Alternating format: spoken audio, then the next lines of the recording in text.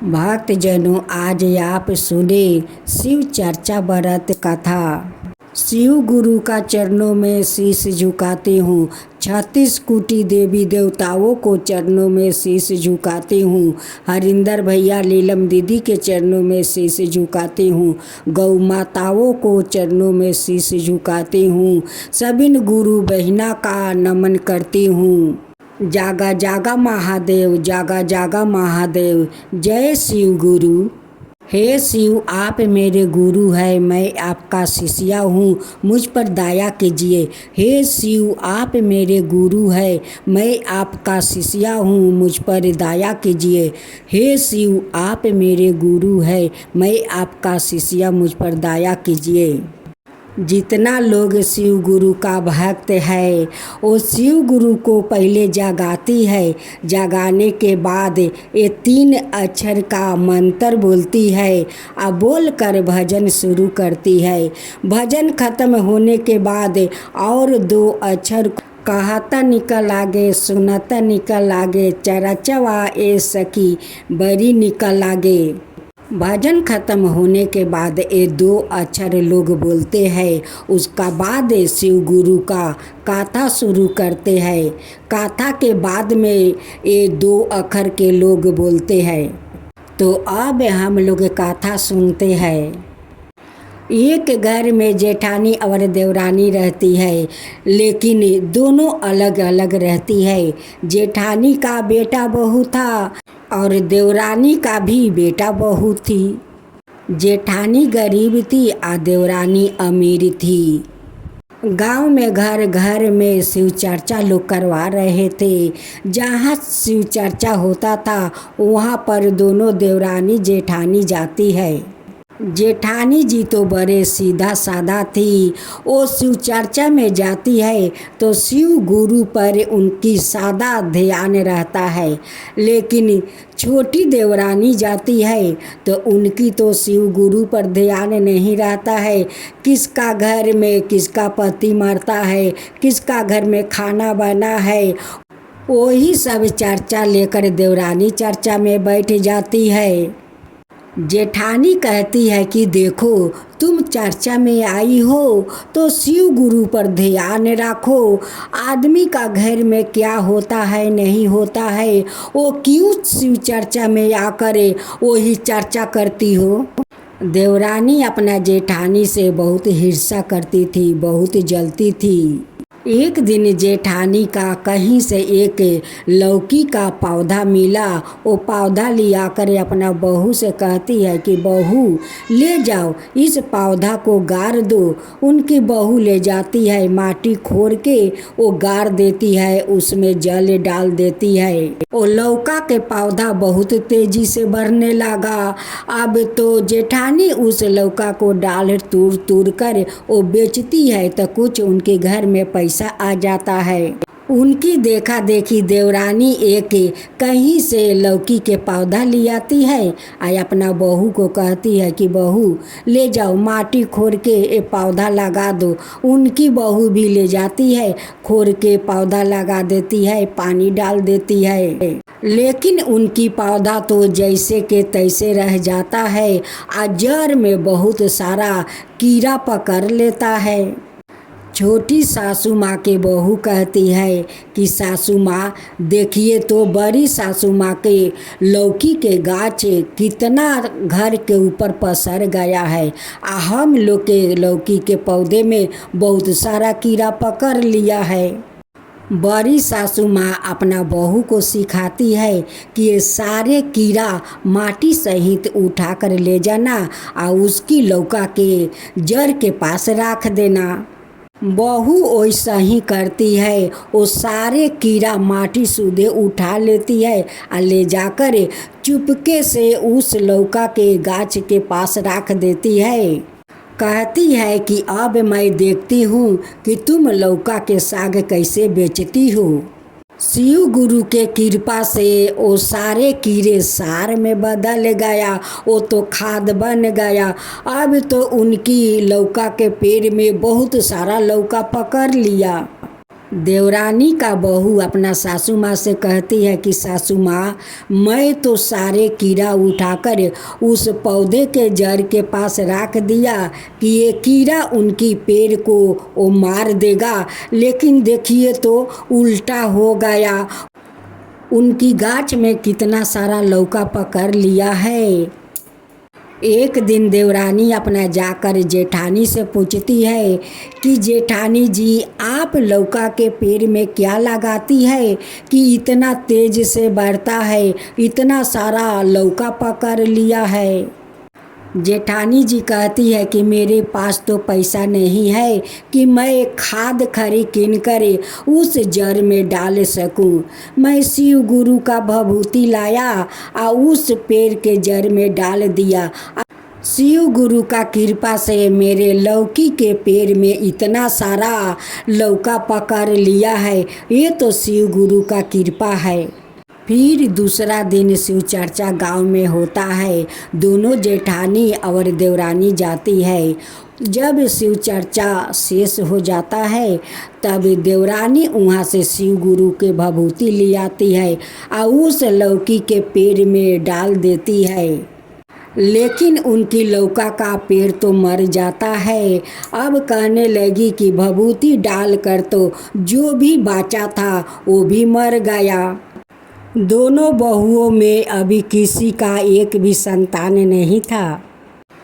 एक दिन शिव गुरु का मंदिर में सभी गांव के औरत लोग जाकर शिव चर्चा कर रही थी। उस दिन जेठानी अपना बहू को शिव चर्चा में ले जाती है।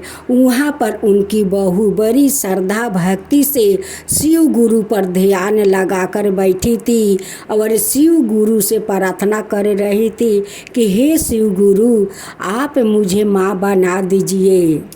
जब मंदिर का शिव चर्चा खत्म हो गया तो उनकी बहू वहाँ माथा टेकती है और शिव गुरु को भभूति लेकर घर आती है और उस भभूति से थोड़ा सा मुख में लगा लेती है। उसी दिन शिव गुरु का कृपा से वो गर्भवती बन जाती है। जब 9 महीना पूरा हो गया तो खूब सुंदर एक बेटा को जन्म देती है। अब तो उनकी सासू माँ, उनकी पति बहुत खुश हो गए। सासू माँ शिव गुरु से कहती है कि हे शिव गुरु, आप मेरे बहू को माँ बना दिया। हे शिव गुरु, आपका तो कृपा अपरंपार है। लेकिन छोटी सासू माँ का बहू को अभी तक कोई संतान नहीं हुआ। एक दिन छोटी सासू माँ का बहू बैठकर रो रही थी। उस दिन भोलेनाथ एक साधु के भेष में आते हैं। कहते हैं कि बेटी, तू बैठकर क्यों रो रही है, क्या हुआ? बहू कहती है कि बाबा, मेरा 5 साल शादी के हो गया लेकिन अभी तक कोई संतान नहीं हुआ।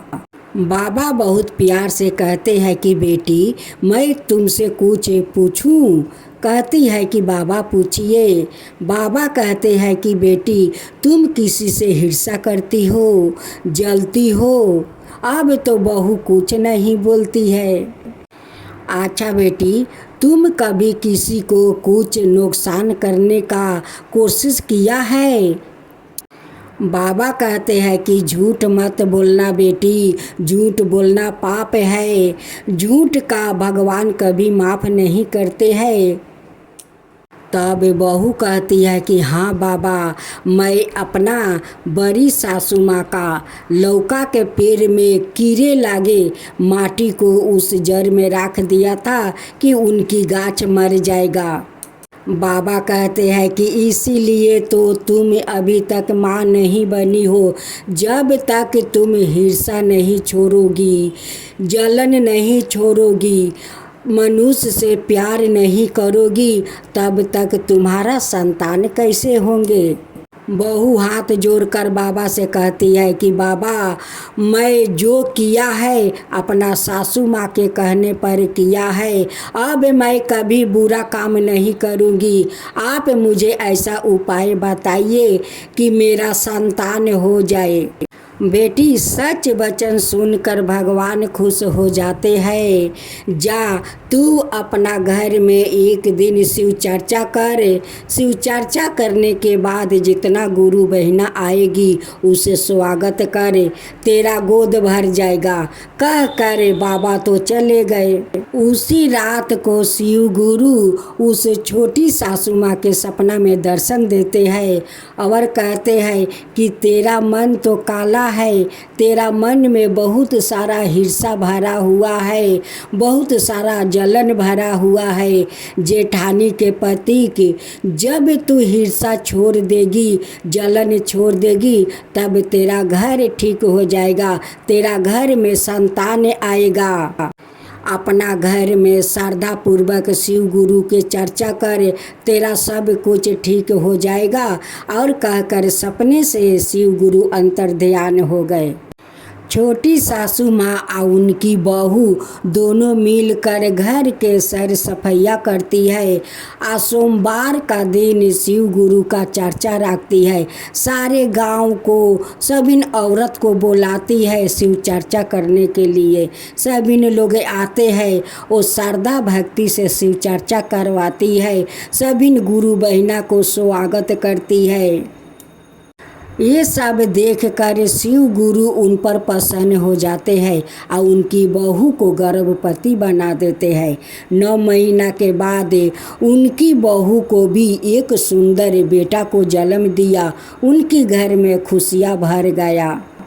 जो मनुष्य शिव गुरु का श्रद्धा भक्ति से उनकी पूजा पाठ करते हैं, उनकी कथा सुनते हैं, उनकी भजन करते हैं, उन पर शिव गुरु प्रसन्न हो जाते हैं। सारे मनोकामना पूरा कर देते हैं।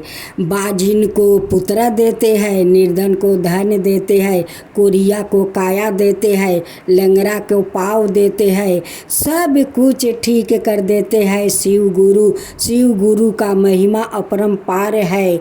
शिव गुरु की जय हो, शिव गुरु की जय हो। जय शिवा ओमकारा, प्रभु हरे शिवा ओमकारा।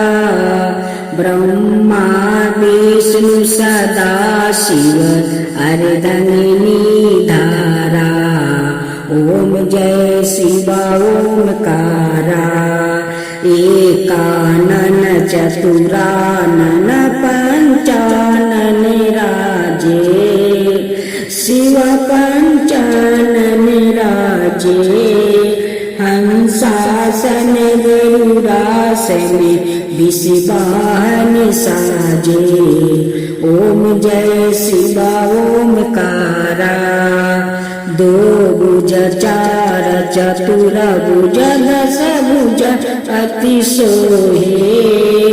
तीनों रूप निरखता त्रिभुवन जन मोहे। ओम जय शिवा ओमकारा। अक्षर माला बने माला मंगी माला तारी। चंदन मृग मद सोहे बोले सुभिकारी। ओम जय शिवा ओमकारा। श्वेतांबर पीतांबर बागंबर अंगे। सनकादिक बरे मादिक भूतादिक संगे। ओम जय शिवा ओमकारा। करिके मध्यम कमंडल चक्र त्रिशूल धरता। जग करता जग भरता, जग पालन करता। ओम जय शिवा ओमकारा। ब्रह्मा विष्णु सदा शिव जानते अविवेका। प्राण बचर के मध्यम याहे तीनों एका। ओम जय शिवा ओमकारा। तिरगुण शिवाजी के आरती जो कोई नर गावे। शिवा जो कोई नर गावे। कहत भजत शिवानंद स्वामी मन भजत शिवानंद स्वामी मन वांछित फल पावे। ओम जय शिवा ओमकारा, जय शिवा ओमकारा।